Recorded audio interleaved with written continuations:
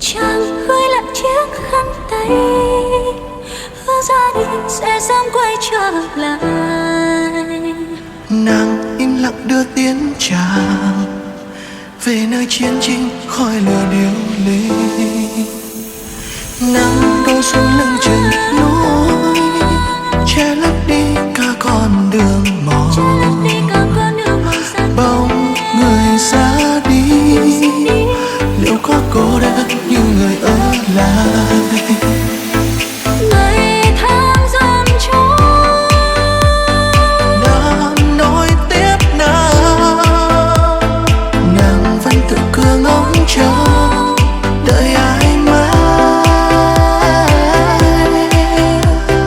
xuân qua hạ tới, thu sớm sang một mùa đông trong ta.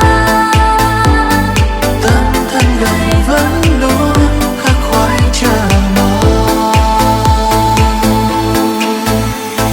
Khi có người bước đi, người nàng yêu sẽ mãi chẳng quay về. Nàng im lặng không nói gì, y như lúc nàng tìm chàng ra đi. Thương thấy mỗi luôn thương, lỡ đã rồi làm sao nối lại. Hoa úa già, hoa khói rượu, hoa vào bao giờ.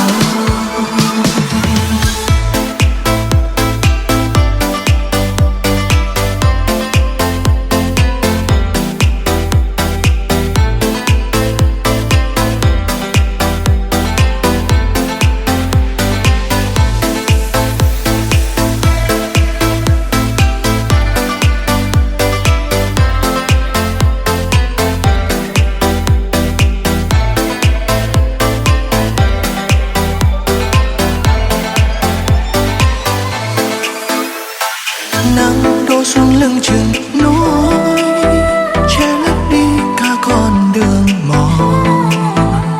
Bận bóng người ra đi, liệu có cô đơn như người ở lại? Ngày tháng dần trôi, Và nàng nói tiếp nào, nàng vẫn tự cứ ngóng trông đợi ai mãi. xuân qua hạ tới, thu sớm sang một mùa đông trong ta.